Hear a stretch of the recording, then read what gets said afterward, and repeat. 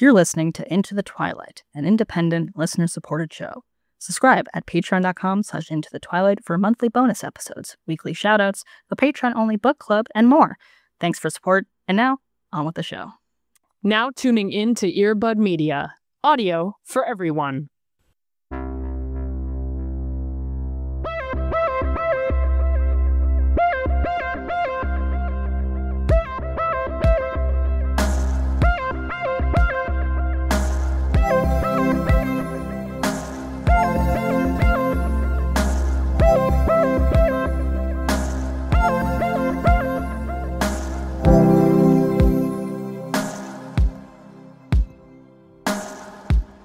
We are in it to win it, my friends. Famously, what we do. This is a competition show, of course. Of course. Everyone knows that about this. Well, welcome to Into the Twilight. We're here, and everything's totally awesome, you know? Absolutely. And notably and also true. How are you? I'm here. I'm living. Mm-hmm. I am bringing a show to the space. Surprise, surprise. Okay. And this is a show that I'm seeing people fucking dog on. Oh my God, why?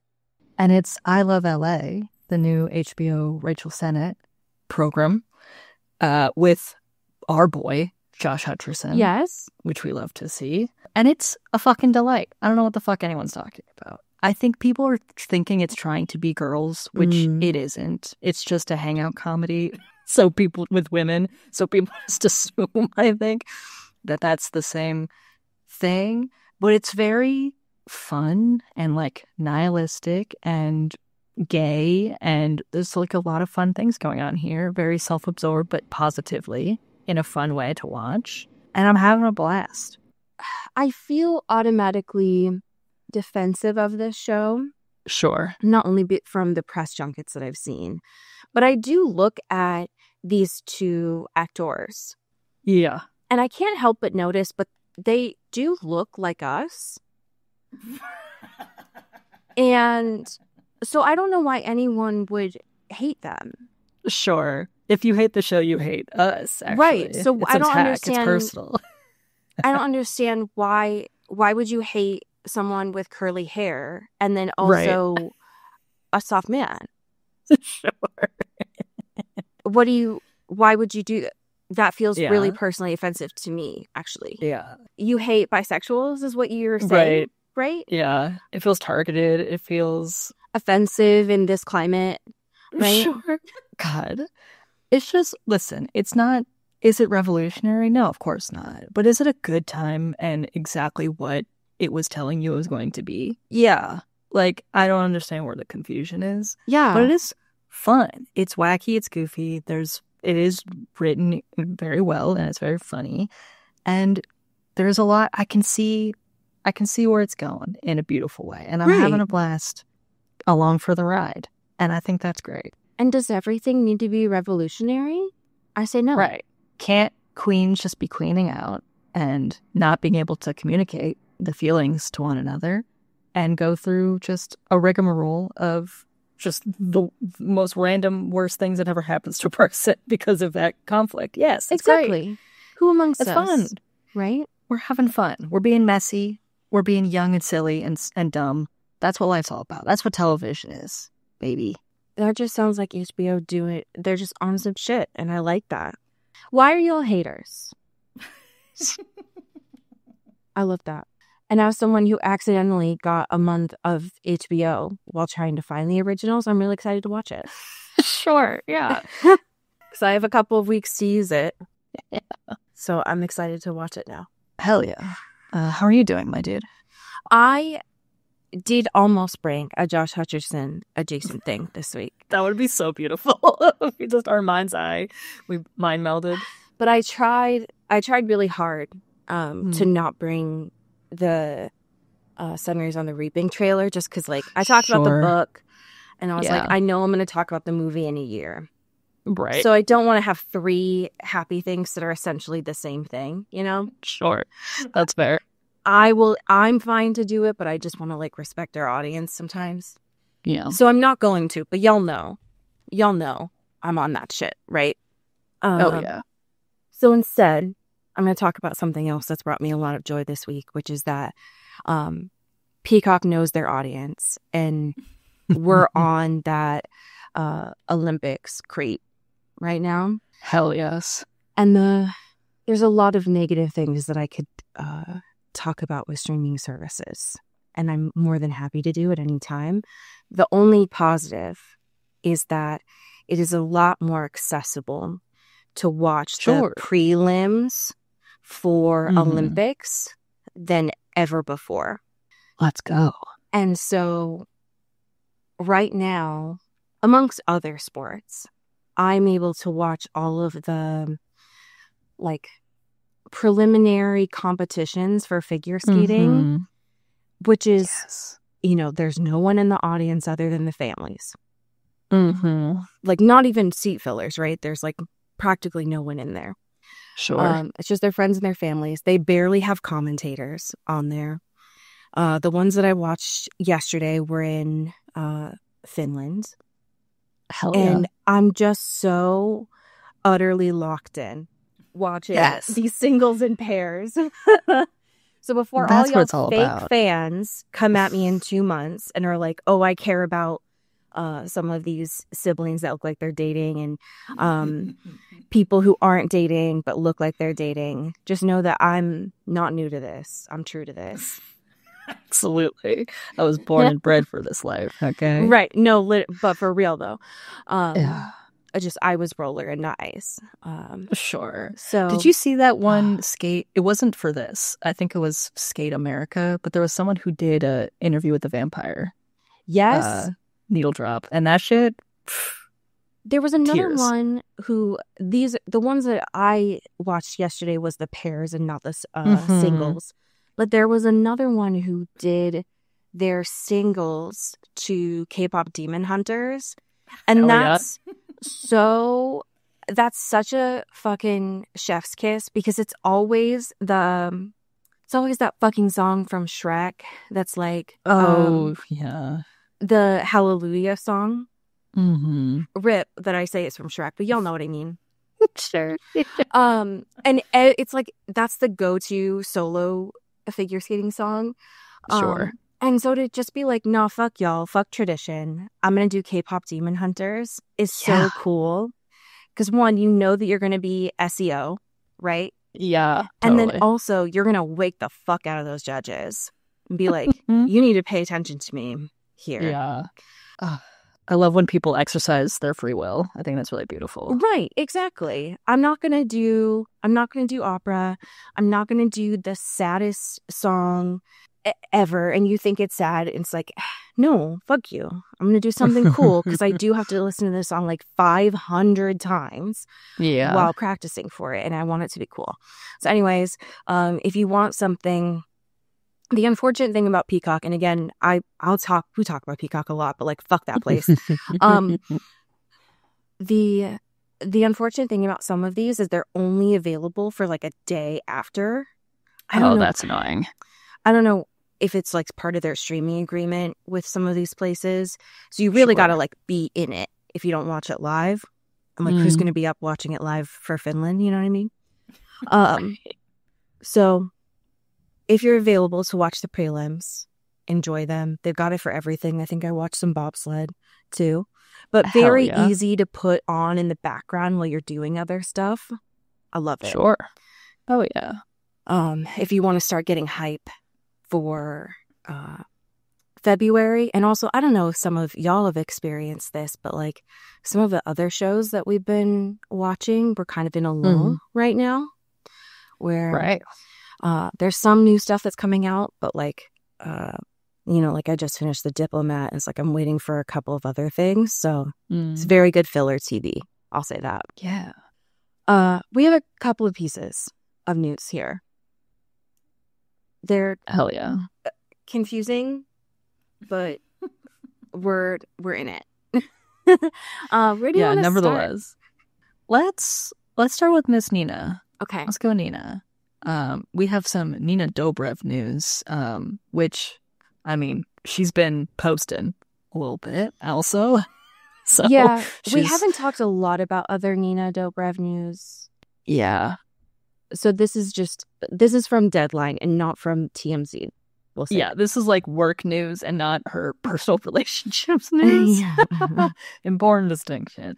But it has been announced that she is going to be starring and executive producing on a neurotic thriller series called Night Float, which does sound like a show that would be in the other two universe. And it feels very sure, of a show. Like, very, she's running a drug ring in a hospital. There's, like, crime and intrigue. It's okay. Sure. It's Grey's Anatomy adjacent is what it feels like to me. It feels on the periphery for sure. Sure, Queen. You know what? Yeah. People have made worse decisions when they found out that they've been cheated on and have broken up an engagement. So, yeah. Get the money. Sure. I don't know anything about this. It seems like it's being adapted from what I understood here. If not, it's wild that someone came up with this from their brain. Sure. But it's wild that the last two things that we've talked about from her this year was that Bear Country one. Yeah, what's going on?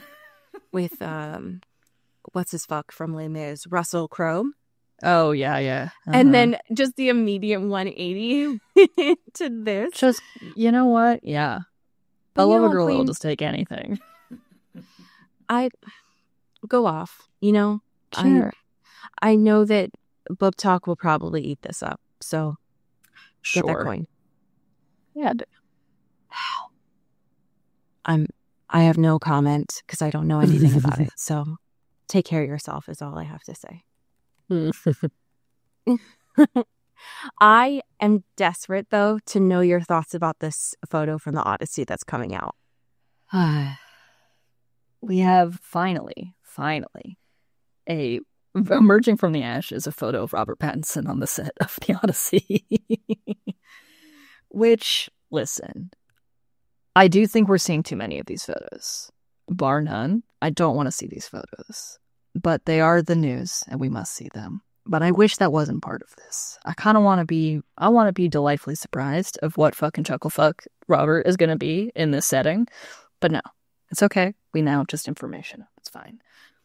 This photo does give me questions.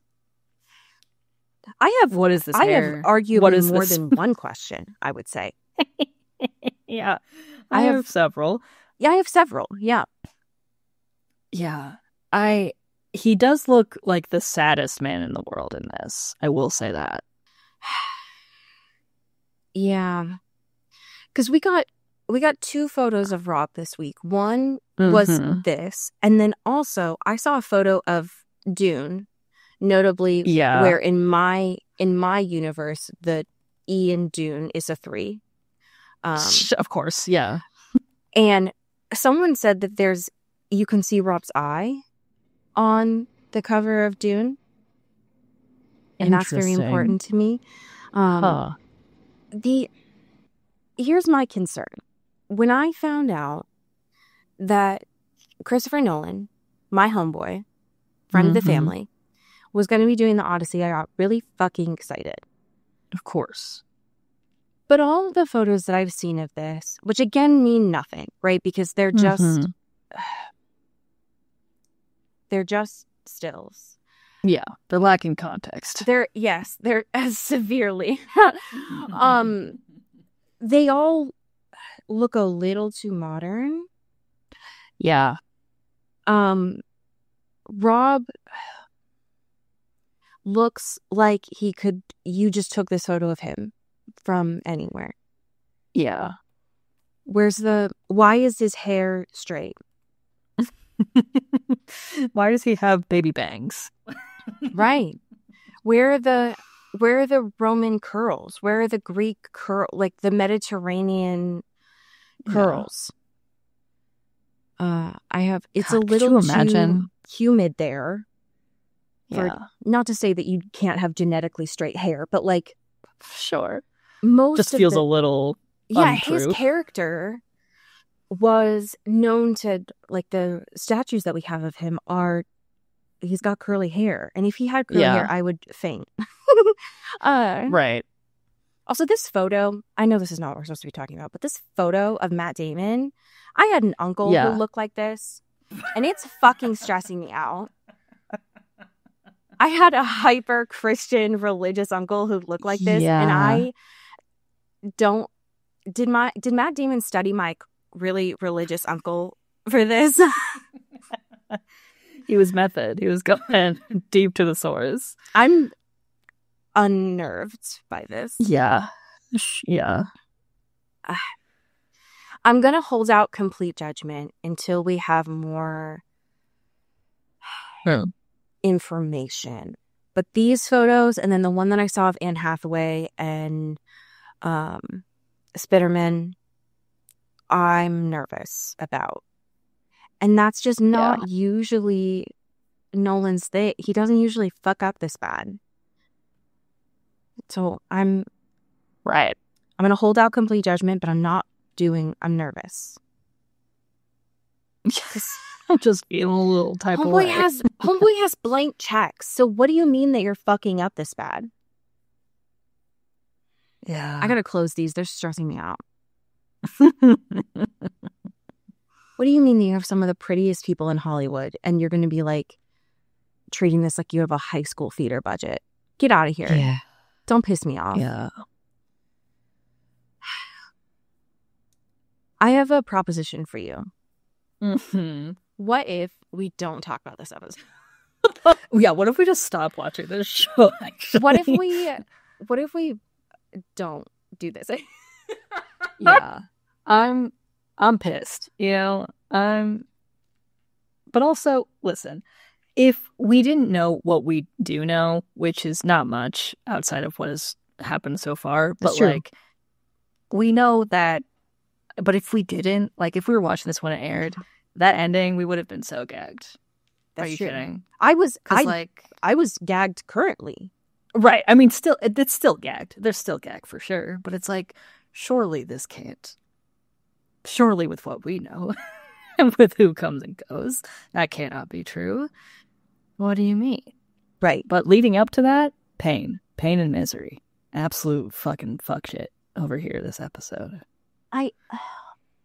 I'm stressed out. I'm also confused because I locked in my answer last week. You did. You pressed the buzzer. I didn't phone a friend. Mm-hmm. I locked in my answer about how I thought this season was going to end. And then they said, yeah. What if we ignore all of that and we kill Stefan instead? Right. Wouldn't that be fun for the whole family? What? Wouldn't that be something everyone at the table can enjoy? Because I didn't think that was... I've seen Stefan die a couple of times, but not his fucking heart pulled out and him turn gray and Bonnie guide him through to the other side, like dead. Yeah. Because I didn't think that was a thing that you could do. I didn't think that was on the table. I didn't even consider that as an option. Right. I didn't think that was... I didn't... What the fuck? Yeah. It's diabolical. And what's even worse is that for the finale, they're going to pull some fuck shit of being like, restoring the balance, yada, yada, yada. Like, they get Stefan out, and then Bonnie's like the supreme sacrifice because that they've been alluding to that very for 5 fucking seasons. Yeah. Right. But particularly being like, hey, man, other side is going to explode if we don't do anything. Can somebody listen?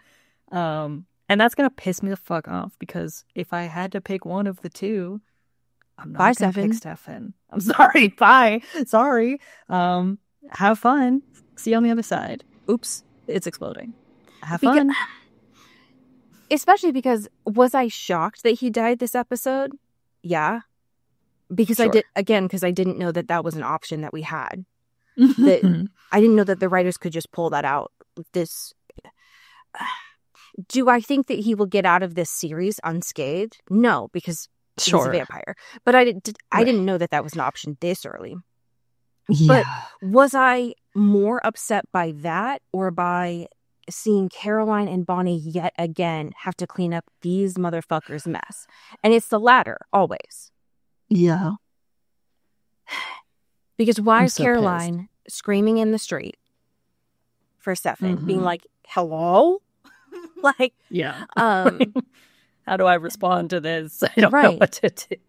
and then Bonnie having to be like, well, how do I explain like I'm feeling like she failed when obviously that's not true. Right. Yeah. And it's like a lot of obviously internalized bullshit of things and not being properly thanked for her services for her Right. entire friendship with these people.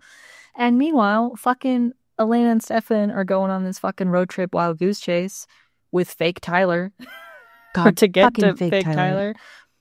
And it's like, I understand what y'all are saying about this, but also we have kind of pressing things now that I feel like we should, because God forbid one of you gets got, you know, what Yeah. we're going to do then? Why are we hitching a ride with a traveler in another body to get to a traveler in Tyler's body? Enough. Hello? You piss me off. Meanwhile, Caroline's out here doing fucking Nancy Drew shit. What are we doing? I don't know, man. It's wild that like this episode happened within max 18, maybe 24 hours since the Sure, end yeah. of last episode, right? That this has been continuous. Yeah. But by the end of this episode, I was actually really locked in for Julian. Like that last moment with him when he was looking for Maria, when he was yelling at them, I was like, oh, damn, I'm actually kind of invested in this person. And then he was like, well, you've backed me into a corner. So fuck all this mess. I'll just end the doppelganger myself. And I was like, well, I mean, that is an escalation of that. Like, Right. We're kind of going to 100 here, but I get it, you know? I get it. Yeah. I was actually kind of like, well, you had been bothering me for a while, but now I'm kind of interested in what you have going on. I don't know for how long, of course. Sure. But I'm a little bit interested. And then it was just like, well. And this was like the best acting we've seen of the guy who plays Tyler. No, but for real, like, though. This happens with many, especially a dude on this program, where their actual regular character that they are is written in a way that really doesn't give them a lot to be good necessarily. And that is a big thing with Tyler as well. But like once they lock into someone else is in your body, or you're evil now, or like you're the same but in a different font. Yes. They really lock in. And I was compelled, like that scene with him and Caroline. Oh my God. Of her being like, you know, he can't speak for himself. Like he's a person whose life you stole without asking. Like, Dude. I'm going to fight for him, even though you're in his body. Like they were riffing on each other in a very compelling way. I think about Rick as Klaus often because it's the same thing where once you finally, and Stefan as Silas, once you finally get good material, these actors are able to lock in. Right. It's a disservice. Unfortunately.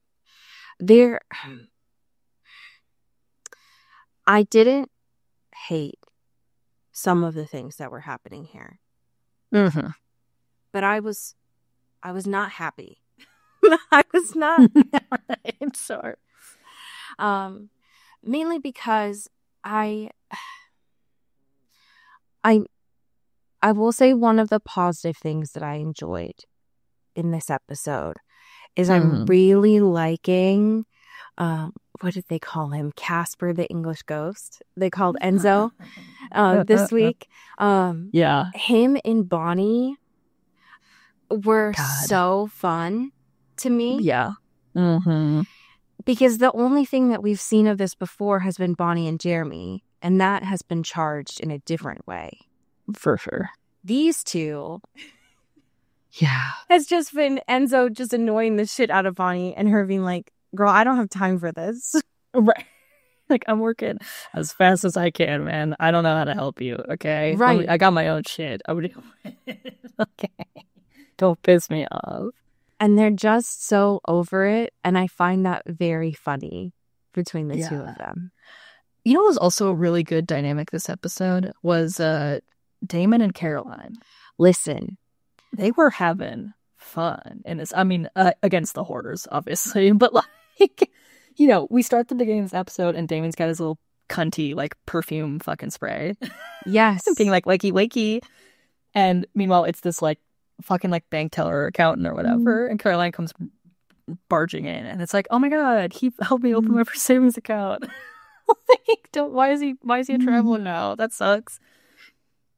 And he even goes so far as to call her his sexy blonde frenemy. Dude. And that's, folks, I know we're really pushing, the show is really trying to push for this Caroline Stefan thing. And I don't want Caroline to be with any of these dudes, for the record. But, like, chemistry alone, that's fun.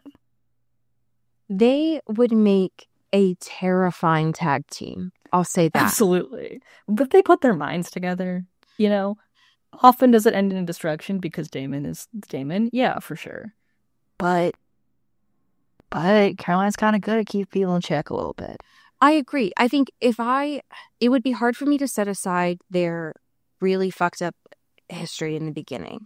However, could I imagine them in a lavender marriage situation where... Yes, that's exactly it. Yes. I could, actually. Where they just set each other up with people 100%. I think that could be really chaotic and messy, and I would be here for it.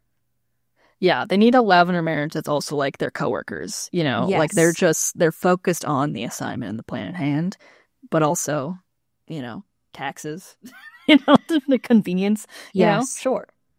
Why not? I think that I would be interested in that as long as they don't follow what Stefan said this episode of vampires getting a pass from therapy. Because that was so funny. Bonkers. That is so untrue, Stefan. Yeah.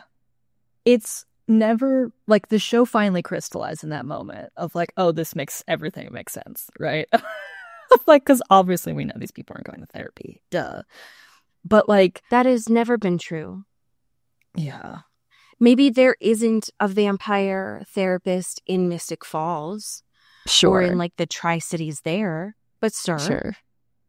Yeah. You are not immune to therapy. Don't worry. We're just sick and twisted in other ways that no one will understand. So, like, we're kind of cool forever. And it's like, that makes everything that you do makes so much sense that you think that way. I'm so done with him. So done with them. Another sparkling moment of this episode for me was Elena trying to pick up on Maria when they tried to hitch a ride. Yes, the shaking of the hair, the tossing of the jacket over the shoulder. She was like, I'm gonna get a fucking ride, folks. Yeah. Don't even worry. Stefan, put your fucking thumb down. You are not getting us anywhere. I got this. It's very good. And she's like, girl, I let you out of here. Stop. Just get in the truck. You don't have to put the whole show on for me. Thank you. So funny. I already didn't feel good about Bonnie last episode, but then the writers deciding in this episode specifically to not only kill Maria, which don't fucking piss me off because I was interested in her. Like, I didn't think she was going to last, but don't piss me off. And then the traveler we saw in the beginning, I think her name was Pam, but Carl was inside of her. And her husband, I was like, so you just killed 3 Black characters in a row. Yeah. Which the show loves to do. Right. We didn't need the speed run version of it though. That's no, for nuts. real. So what are we doing here? And you want me to think that Bonnie's going to get out of this unscathed? Sure, Jan. Okay, great. You're not slick. You're not. No. I am more scared of Marcos this episode than I had been. Yeah. Mm-hmm. And this isn't necessarily a compliment to him and more just dogging on Damon. Homeboy walked in and just took over that house like no one's business. Like it was nothing. He didn't even have to try. Right. Damon was just like, you got me. Have fun. Enjoy. Here's where the towels are. What the fuck? I'm also having a hard... I don't have full-fledged thoughts on this, but I'm having a hard time not noticing the title of this episode, which is Promised Land, and how overt that is with the history of it. And how that aligns with the storyline here. Especially given the history of the land in Mystic Falls, and the taking over of like bodies and land. Yeah. I'm like trying to... I don't feel good about the CW here, and I don't know how overt of their intention it was. Like I can't tell if I'm being a too woke friend or not, but like sure. It just feels weird. Given that they've done some whack shit before. But I'm like, totally. I don't know what is happening here. Especially given like Klaus has said master plan, Marcos is trying to like restore balance. And I'm like, what is happening here? What are you trying to say? Yeah, we're making some pretty broad sweeps here in a way, in a direction that I'm not loving. Yeah, I just don't... I don't know what's going on here. And I don't like it. Yeah. It was interesting too when Marcos was talking about because it does lean into the very like natural restoring of the balance, what is true and what is pure, right? Which is right the, the rings and all of these things being sort of like perversions, right, of like natural reality or something. And so being like, if those don't work anymore and everyone is actually supposed to just live, or if they can't live, in how a normal, quote unquote, a just world, a pure world, whatever you're thinking. And that obviously will eliminate magic and vampires and werewolves and all these different things. And it's like, that's tough to chew on in terms of how you're viewing life in this moment. And that's, y'all can tell me if I'm too woke and I'll just shut the fuck up. But it's just like, if it was just this plot line, which we've had all season, which has been weird, right? Because the show has done some weird shit and that I not just side-eye, but will call out when it's happening. Sure. But then to go so far as to be like, no, the title of this is Promised Land, which is like from the Bible, like from the Hebrew and also like the Christian Bible there. I'm just like, homie. Like, so the magic that's currently being used is not the quote right magic. It's only the traveler's magic that's the right magic. All right. Right. Sure, Marcos. Okay. Okay. So I'm gonna side eye that as I watch you do this, and I'm gonna watch this happen. But I'm not I'm shaking my head so people know that I disagree. No, but I'm also like, what the fuck is going on here? Yeah. The other thing that I'm really confused about, because we have not found out who the Wonder Twins coven is. Mm-hmm. We just know that they're from a coven. And they're mad at them. They're big mad. Who are right. And like in that waffle scene, I was like, is your fucking coven God? Like, why is shit shaking in this? Like, hello? Yeah. A biblical event was occurring, and it was like they were just a little mad. And it's like, hey, who's your higher up? Like, you're on the downline here. Who is up ahead of you in this? Because that's pretty nuts. Yeah, like a rift just opened up in like the main street of Mystic Falls, and it's like, hello? Yeah. And don't get me wrong, I know some covens can do some whack shit, but it's like, hello? Sure. So I'm still very curious about that.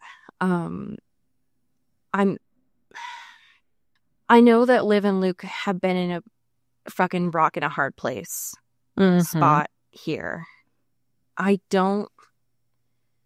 I know this show doesn't like witches, so I feel like they're not going to get out of next episode. Yeah. Given that we haven't seen the coven. But now I'm just like, so where are the other witches? There. Yeah. Or the witches at. Right. So, very interesting. That car wreck scene, though, was really scary. Them just like shaking. Yeah. That car. Mm-hmm. Ugh.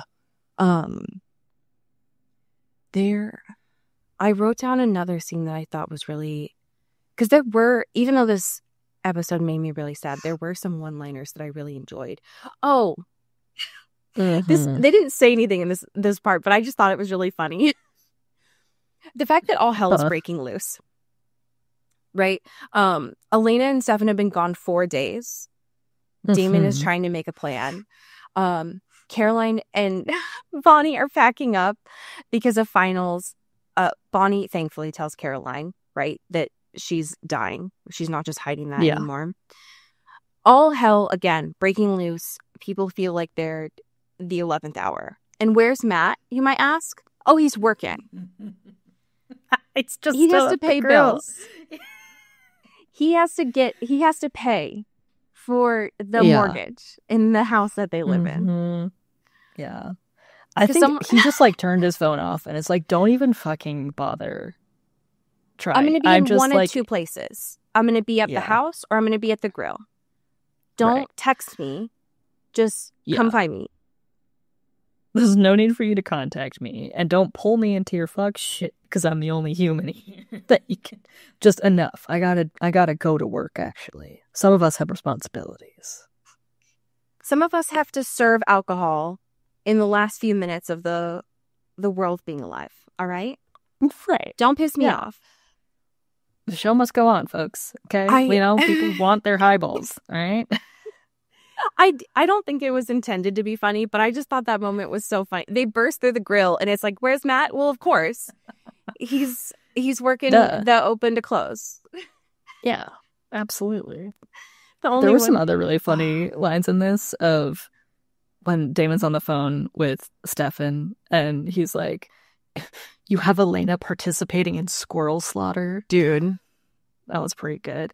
And then Damon and Marcos, they're having the Royal Queen off in the now newly occupied Marcos mansion.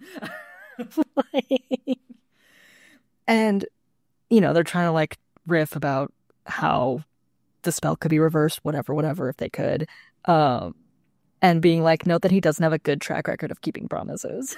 Ooh, or Enzo. Those Enzo. It's like, so good. It's so good. Get his ass. No one knows him like he does. That's what's up. Damon had a couple of good ones this episode. I think when he was talking to Stefan, he was like, don't psychoanalyze me, Stefan. I think he mentioned something about putting his hero hair on, which I really enjoyed. And then Caroline said something to him about, I think it was about Tyler, which was he was like, oh, well, I don't abandon the people I care about. Yeah. And that was fucking get him. It was very good. So to Damon's point, though, and I do have to call this out mainly because it never happens. Damon, this episode, used his super hearing. And that never happens. No. We know that it never happens because these brothers always have it turned off by default. Yeah. So I do have to give, y'all know this, I don't like to give him credit, but he did do it once. And I think Stefan also did his super running, not to do anything powerful. I think it was just to entertain Elena while they were walking on that highway. But they do remember sometimes that they are enhanced. Right. So they are aware of it. They just seem to choose not to do it. It's willful ignorance and it pisses me off. Just fucking tap in, folks. And knowing that they remember, but they choose not to, it really fucking pisses me off. Will Damon ever remember that he can turn into a bird? I don't know. More at 11. If they don't bring it back ever again, I'm going to piss. I'm going to be so pissed off. What was this for? Just give me one. I hope it's like the last shot of the finale, like the series finale. He just flies off like into the he sunset. remembers and he becomes a bird. And we never see him again. The credits roll. Holy shit. I think that'd be good. No, I think that'd be really cinematic and beautiful, actually. Yeah. There's just so many different opportunities that you could get out of situations. Like, why would you run in a zigzag pattern if you could fucking turn into a bird and fly off faster? Why would you waste... for thinking about efficiency alone. Folks, no, for come real. on. Like, why would you use fossil fuels in your big-ass muscle car if you could just turn into a bird? Yeah. Don't piss me off. Come on now. I did think it was cute, annoying but cute, that Elena kissed Damon. Just to like wrap up these 24 hours. Because it did remind me like, oh damn, this has been like a day. Yeah. Which was wild. There. I'm stressed out. Which is not good. I'm stressed out for a lot of reasons. One, because like I'm worried about Bonnie. I'm worried about all of them, but I'm worried about Bonnie. Stefan's dead. Yikes. Maria was their like key to helping with the other side. That's not there anymore. Yeah. So yikes. And so what do we do now when next week is the fucking finale? What am I supposed to do with this? What do you do? What? Hello? What do you mean? I don't know. Are we all just going to go work at Mystic Girl now? Is that the option? Yeah. We're going to have to pick up some shifts. I think they're losing people at an alarming rate. Matt can't hold it up by himself. Is Elena still responsible for the mortgage if Marcos is occupying the house? Like, what do you do now? I have questions and no one's answering my questions. Yeah.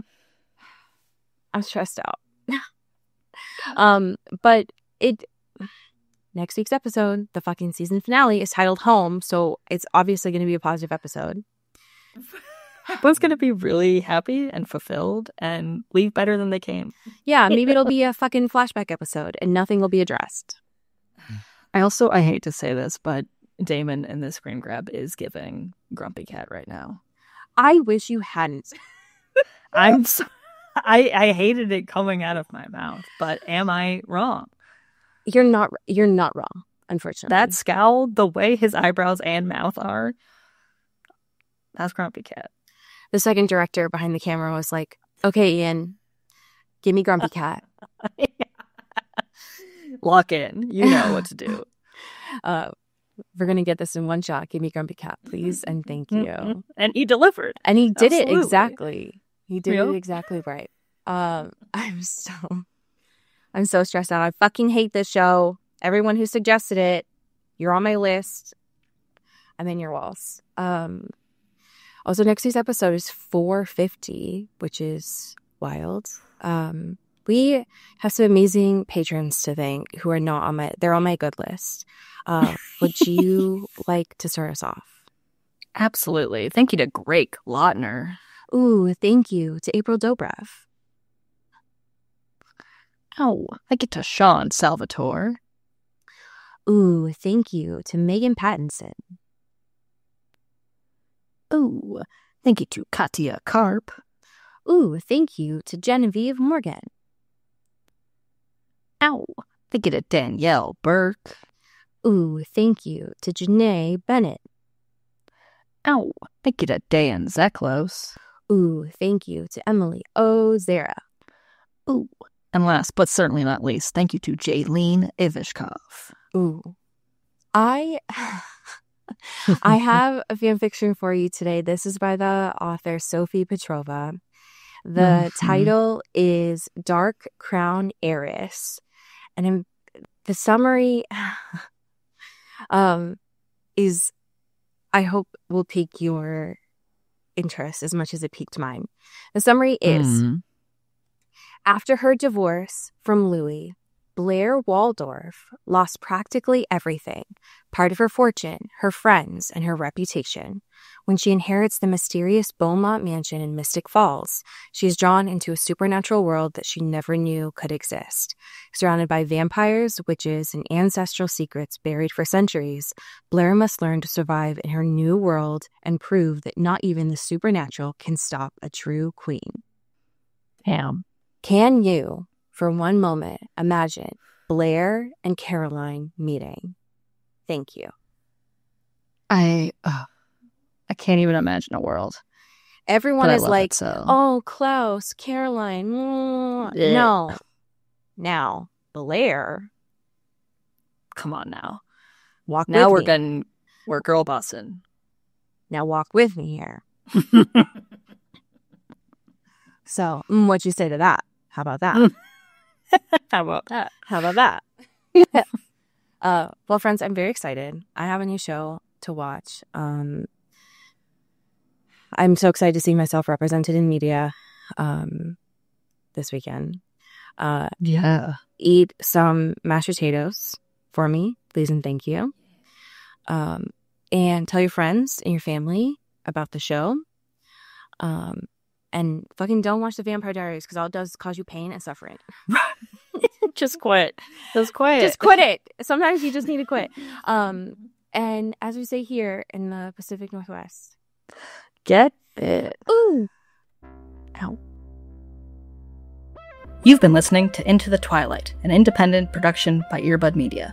You can support the show by subscribing to our Patreon at patreon.com/intothetwilight or rate and review us on your favorite podcast app. You can send us a backstory or a fanfiction at intothetwilightshow@gmail.com. Our music is by Eli Krause, and our art is by Maddie Padilla. You can find me on Twitter at Cody Corral and Allie at Many Are the Stars. Thanks for listening.